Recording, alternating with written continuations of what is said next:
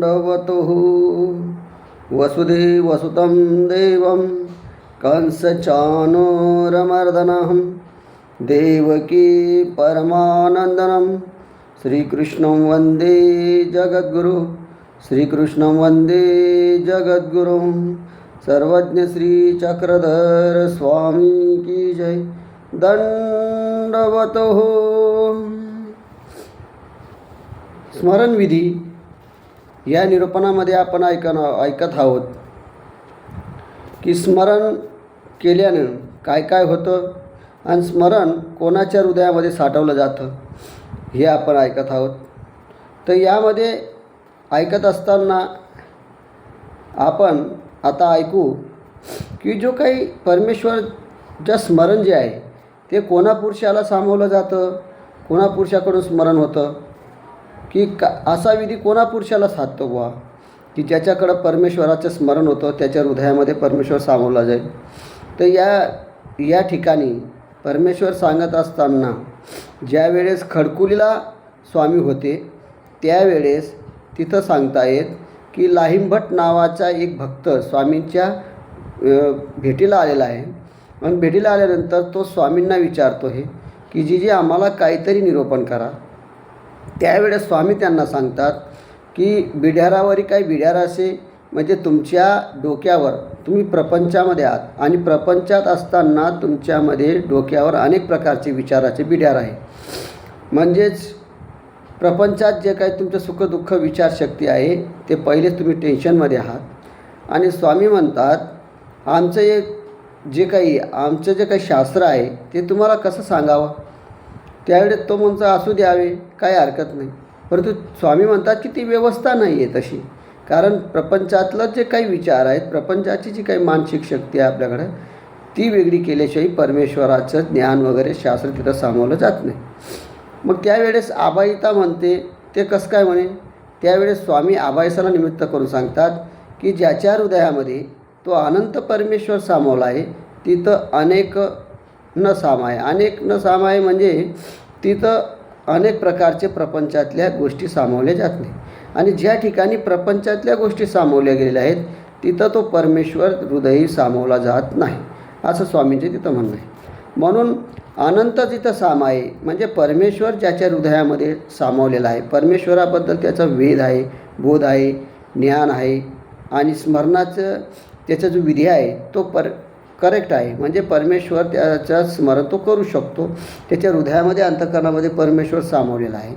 तर तिथं अनेक न सामाय म्हणजे तिथं अनेक म्हणजे काय की प्रपंच तो सामावला जात नाही, म्हणजे याचा अर्थ प्रपंचाला तो रिगावा देत नाही। म्हणजे त्यावेळेस तेवढ्या विचारापुरतं तो परमेश्वराला आठवल्यामुळं प्रपंचाचे विचार बाजूला ठेवतो आणि तो शुद्ध होतो। आणि ज्याच्या हृदयामध्ये ते प्रपंच सामावलेला आहे, प्रपंचाचे विचार कटकटी ते जे काही त्याच्या मनामध्ये सामावलेलं आहे त्या विचारामुळे तो परमेश्वराचे स्मरण करू शकत नाही, त्याच्या हृदयामध्ये परमेश्वर सामावला जात नाही असं इथं परमेश्वराचं सांगणं आहे। तर अल्पकाळ का होईना पण स्मरण करावे, पण हृदय राहू देऊ नये असं स्वामींचं म्हणणं आहे की अल्पकाळ तरी स्मरण करा पण रिकामं हृदय राहू देऊ नका।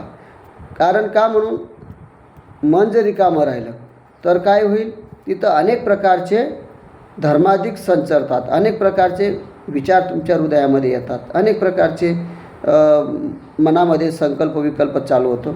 म्हणून तिथं परमेश्वर न सामाय, म्हणून परमेश्वर तिथं सामावला जात नाही। म्हणून आपल्याला परमेश्वर जर आपल्या हृदयामध्ये करून घ्यायचे असेल, परमेश्वर जर सामावून घ्यायचं असेल तर त्यासाठी प्रपंचातलं जे बिड्यार आहे त्याला थोडं बाजूला करावं लागेल। अनंत सामाय म्हणजे कोण, तो परमेश्वर ज्यांच्या हृदयामध्ये सामावलेला आहे असं। तर अनेक म्हणजे कोण, तर जीवधर्म म्हणजे राग येणे, विरोगणे आहे का नाही, तोखणे विरोगणे, खुशी होते कधी दुःख होतं। मनोधर्मामध्ये जे रजस्तमाचे मनोरथ होतात म्हणजे संकल्प विकल्प होतं, मन एकाग्र होत नाही, मनामध्ये जी स्थिरता आहे ती चंचलता होऊन जाते, मन एकाग्र लागत नाही, स्मरण करायला गेलं तर मन लागत नाही आणि त्या मनाला केंद्रित करता येत नाही, मग ते अनेक आहे का नाही। मग अनेक न सामाय आहे का नाही। तर का परी, या परी द्वैत परी दोन प्रकारचं त्याचं मन जे आहे ते दोन प्रकारचे विचलित झालेलं असतं. संकल्प विकल्प मनोधर्म त्याच्यामध्ये सामावलेला आहे. म्हणून परमेश्वर तिथं सामावला जात नाही. म्हणून परमेश्वर सामावण्याकरता तुम्हाला काय करावं लागेल तर ते परमेश्वर सांगतायत, कारण तो अनंत परमेश्वर आहे आणि अनंत परमेश्वर असल्यामुळे तो सामावला जात नाही. कारण परमेश्वराचे शास्त्र, परमेश्वराची आवड, परमेश्वराचे स्मरण करायला फार मोठं धैर्य, चिकाटी, एकाग्रता लागते आणि त्याला तोच मनुष्य परमेश्वराला आठवू शकतो की ज्याचं परमेश्वरावर खूप प्रेम आहे, परमेश्वराच्या परिवारावर खूप प्रेम आहे, परमेश्वराच्या साधनावर खूप प्रेम आहे. असं ज्याच्या हृदयामध्ये असेल त्यालाच ते होतं. कारण परमेश्वराला जर कधी तुम्ही आठवलं तर तिथं प्रपंचाचा रिगावा जास्त होत नाही. आणि जर इथं प्रपंचाला जर तुम्ही आठवत राहिले, त्या मनोरथ जर करत राहिले, जीव रजस्तमाचा मनोरथ जर करत राहिले तर दुसऱ्याला तिथं रिगावा नाही. म्हणजे परमेश्वराला, ब्रह्मविद्याशास्त्राला, परमेश्वर आठवायला, स्मरणाला तिथं रिगावा नाही. म्हणजे त्याला तिथं तुमच्या अंतःकरणामध्ये ते घुसू शकत नाही. म्हणून याच्यासाठी परमेश्वराने तुम्हाला सांगितलेलं आहे की परमेश्वर स्वतः सांगतात की ज्याच्या हृदयामध्ये परमेश्वर सामावला आहे त्याच्यामध्ये प्रपंचातल्या गोष्टी सामावल्या जात नाही. आणि ज्याच्याकडे प्रपंचातल्या गोष्टी सामावल्या गेलेल्या आहेत त्याच्याकडे परमेश्वराचा वास त्यांच्या हृदयामध्ये होत नाही. म्हणून परमेश्वरासाठी आठवण करण्यासाठी आपल्याला वेळ द्यावा लागेल, त्याच्यासाठी मन एकाग्र करावं लागेल, स्वस्थ बसावं लागेल. स्वस्थ चित्त बुद्धही संभवती. कारण स्वस्थ चित्त झालं तर तुम्हाला बुद्धी तुमची चालेल, विचार करेल, विचारशक्ती वाढेल. म्हणून उपदेश घेत असताना, उपदेश घेतल्यानंतर, कारण उपदेश जो घेतो तो प्रपंचात असतो एखादा, आणि प्रपंचात असल्यामुळं त्याच्याकडं फारच काहीतरी टेन्शनी कटकटी आहेत. प्रत्येकाला प्रपंच आला की त्याच्यामुळे घरदार, जमीन जायदाद संबंधी, नाते गोते, परिवार वगैरे सर्व येतं त्याच्यामुळं. आणि त्यांच्याकडे पालनपोषण करण्यासाठी त्याला कामं कष्ट करावं लागतात.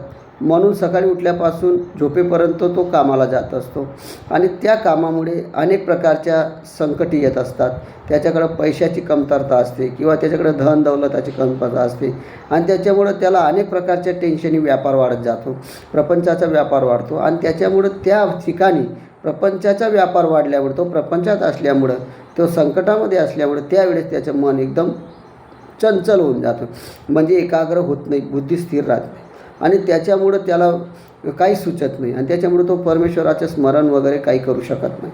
म्हणून तिथं परमेश्वराने उपाय सांगितलेला आहे की बाबा तुला परमेश्वर जर स्मरायचे असेल, परमेश्वराची जर आठवण करायची असेल आणि एकाग्र बसून जर चित्त एकाग्र मन चंचल मनाला जर एकाग्र करायचे असेल तर त्यासाठी तुम्हाला परमेश्वर आठवण करावा लागेल. म्हणजे सुरुवातीला परमेश्वराचे स्मरण करता असताना थोडं त्रास होईल. म्हणजे तो मन चंचल असेल, तो एकाग्र करताना त्रास होईल. परंतु स्मरण करता करता, आठवण करता करता, नाम लीळा मूर्ती चेष्टा, निर्वेद अनुताप अनुशोच वगैरे असे चतुर्प्रकार दुःख करून, मन स्थिर करून, असं जर तुम्ही एकाग्र बसून जर चित्तपूर्वक पूर्व दिशेला उत्तर दिशेला तोंड करून आणि खाली पटकर वगैरे टाकून जर बसले आणि तर परमेश्वराचे स्मरण तुम्ही पहाटेच्या काळात जर करत असाल तर तुमचं तो काळही सात्विक राहील आणि मनही तुमचं स्थिर राहील. त्यावेळेस अनेक विचार येणार नाही आणि त्यावेळेस तुमच्या हृदयामध्ये परमेश्वर सामावला जाईल. हळूहळू करता करता करता तुम्हाला सवय पडेल. एक गाठी करता करता 2 गाठ्या, 4 गाठ्या, 5 गाठ्या असं वाढत जाईल आणि तुम्हाला बसायची सवय होऊन जाईल. तुमचं मन एकाग्रही होऊन जाईल आणि परमेश्वर तुमच्या हृदयामध्ये साठवण होणार. परमेश्वरावर आवडी, प्रेम वगैरे तुमच्या हृदयामध्ये परमेश्वर सामावला जाईल आणि तेवढ्या वेळेस तुमचा प्रपंचसुद्धा बाजूला राहील.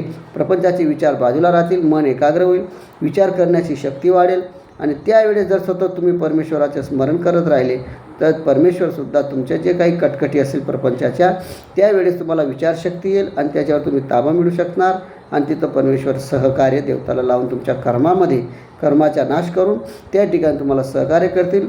कुठूनही तुम्हाला त्या योजना आखून परमेश्वर त्याचं कार्य करेल. म्हणून परमेश्वराला आठवलं गेलं पाहिजे. तर याच ठिकाणी परमेश्वराला तेच सांगायचं आहे की लाहिंबटाला निमित्त करूनसुद्धा आणि आबाईसाला निमित्त करूनसुद्धा स्वामी तेच सांगू राहिले की तुम्हाला जर परमेश्वर तुमच्या हृदयामध्ये करून घ्यायचे असेल, हृदयामध्ये गाम्य करून घ्यायचे असेल, हृदयामध्ये साठवून घ्यायचे असेल तर तुम्हाला प्रपंचाचं बिड्यारं बाजूला ठेवावं लागेल. कारण डोक्यावर पहिलंच आपलं प्रपंचाचे बिड्यारं आहे. प्रपंचाचे विचार, कटकटी वगैरे आपल्याकडं बोजा आहे आणि तो बोजा, ते काही गाठोडा आपल्या डोक्यावर असल्यामुळं परमेश्वराचं जे काही गाठोडा आहे मोठं, कारण अनंत परमेश्वर, अनंत ब्रह्मविद्याशास्त्र अनंत, सर्व अनंत आहे परमेश्वर आणि ते जर तुमच्या डोक्यावर जर ते गाठोडं ठेवलं तर तुम्हाला ते पचणार नाही, कारण पहिलंच प्रपंचाचं गाठोडं तुमच्या डोक्यावर मोठं आहे. म्हणून स्वामींचंही तेच म्हणणं आहे की तुम्ही आमच्याकडं जर तुम्हाला परमेश्वर पाहिजे असेल, परमेश्वराचं शास्त्र जर तुम्हाला पाहिजे असेल किंवा परमेश्वराचं स्मरण जर करायचं असेल, तर त्याच्यासाठी तुम्हाला प्रपंचाचं जे काही गाठोडं तुमच्या डोक्यावर आहे, मनावर आहे, ते बाजूला ठेवावं लागेल, असं त्या लाहीभटाला सांगतात. म्हणून आबाईसाई तिथं बसलेली आबाईसुद्धा विचारते, जी ते कैसे, म्हणजे तिला समजलं नाही की गाठोडं वगैरे डोक्यावर काय ठेवणं. तर स्वामी तिथं म्हणतात की अनंत जिथं परमेश्वर त्याच्या हृदयामध्ये सामावला आहे, त्याच्यामध्ये प्रपंचाच्या काय गोष्टी आहेत त्या सामावल्या जात नाही. आणि जिथं प्रपंचाच्याच सर्व गोष्टी कधी सामावल्या असतील, त्याचं मनच शुद्ध नसेल, अंतःकरण शुद्ध नसेल, बुद्धी चालत नसेल, मन एकाग्र नसेल, त्याला जर चंचलता असेल, तो स्थिर नसेल, तर त्या ठिकाणी परमेश्वराचा निगावा कसा होईल. आणि म्हणून परमेश्वर तिथं अनंत ज्याच्यामध्ये आहे तिथं परमेश्वर कधीही सामावला जाणार नाही. म्हणून परमेश्वर सामावण्यासाठी आपल्याला प्रपंचातून थोडंसं वेगळं व्हावं लागेल, प्रपंचाच्या विचारातून थोडं वेगळं व्हावं लागेल आणि मन स्थिर करून परमेश्वर आठवला गेला पाहिजे. तर ह्या स्वामींनी सांगितलेल्या संदेशाप्रमाणे आपण स्मरण केलेलं पाहिजे. असं जर तुम्ही स्मरण सतत करत राहिले तर परमेश्वर तुमच्या हृदयगाम्य होणार, तुमचं मन एकदम शांत होणार, बुद्धी चालायला लागेल, चित्त स्वस्थ होणार, बुद्धी येणार, तुम्ही ज्ञान काढायला लागलं तर ज्ञान येईल आणि प्रेम वाढेल, आणि प्रेम आल्यानंतर तुमच्या स्वस्थता वाढेल शरीरात, आणि शरीर तुमचं स्वस्थ होईल, म्हणजे तुम्हाला आजार वगैरे होणार नाही, मानसिक ताण होणार नाही, आणि त्याच्यामुळं तुमचं परिवारही सुखी राहील, आणि तुम्ही विधी करणार, दुसऱ्यालाही करायला लावणार, आणि असं करता करता करता तुम्ही परमेश्वरावर प्रेम करणार, तर तुम्हाला काहीच कमी पडू देणार नाही. परमेश्वर जे तुम्ही चिंता करणार ते तुम्हाला मिळेल, असं परमेश्वराचं इथं सांगण्याचं आहे की बाबा रे, पहिले तुम्ही हृदयाला परमेश्वराला आपलंसं करा, हृदयामध्ये अंतःकरणामध्ये परमेश्वराला आठवा. त्याच्यासाठी धन दौलत वगैरे नाही, तर वेळ द्या, आणि वेळ दिल्यामुळे तुम्ही परमेश्वराचे स्मरण करा, तुमच्यामध्ये स्वस्थ बुद्ध होईल, तुम्ही प्रसन्न व्हाल, असं परमेश्वराचं म्हणणं आहे. आणि असं आठवत आठवत परमेश्वर हृदयामध्ये जर राहिला तर पुढं आयुष्यामध्ये तुम्हाला परमेश्वर प्राप्तीच्यासुद्धा, म्हणजे अनुसरण्याचा योग येऊन परमेश्वर प्राप्तीच्यासुद्धा आचरणसुद्धा तुमच्याकडून घडे पुढं, ईश्वरात प्रेम असल्यामुळे, तुमच्या हृदयामध्ये परमेश्वर असल्यामुळं, आणि तुम्हाला म्हणजे अंतकालीसुद्धा परमेश्वर आठवला जाईल, आणि मेल्यानंतरसुद्धा परमेश्वर तुम्हाला आपल्या पुन्हा संबंधाला घेऊन जातील, आणि मोक्ष कार्यसुद्धा पुरं होऊ शकतो. म्हणून आत्माचं कल्याणसुद्धा होण्यासाठी परमेश्वराला आपल्या हृदयामध्ये करावं लागतं. म्हणून हृदयामध्ये अन्य वार्ता, अन्य गोष्टी आठवण्यापेक्षा परमेश्वराचं स्मरण करणे फार महत्त्वाचं आहे. परमेश्वराचं शास्त्र आठवणं, परमेश्वराची मूर्ती आठवणं, स्थान आठवणं, साधू संतांचं चिंतन करणं, आणि अशा जर गोष्टी तुम्ही गुरुचं चिंतन करणं, अशा गोष्टी जर तुम्ही अंतःकरणामध्ये आठवल्या, स्थान आठवलं, प्रसाद भिक्षुक वासनिक सर्वांची आठवण केली, तर तुमच्या हृदयामध्ये कोमलता निर्माण होईल, तुमचं हृदय कोमल होणार, अंतःकरण शुद्ध होईल, आणि अंतःकरण शुद्ध झालं तर तुम्हाला परमेश्वर सहकार्य करेल. तर अशा प्रकारे आपल्या हृदयामध्ये परमेश्वर आठवण करून घ्यावा, इथंच या परमेश्वराचं सांगणं आहे. तर अशा प्रकारे या स्मरणाचा विधी मी तुम्हाला सांगितलेला आहे. पुढचं आपण आता पुढच्या भागामध्ये घेऊ. दंडवतहु सर्वज्ञ श्री चक्रधर स्वामी की जय.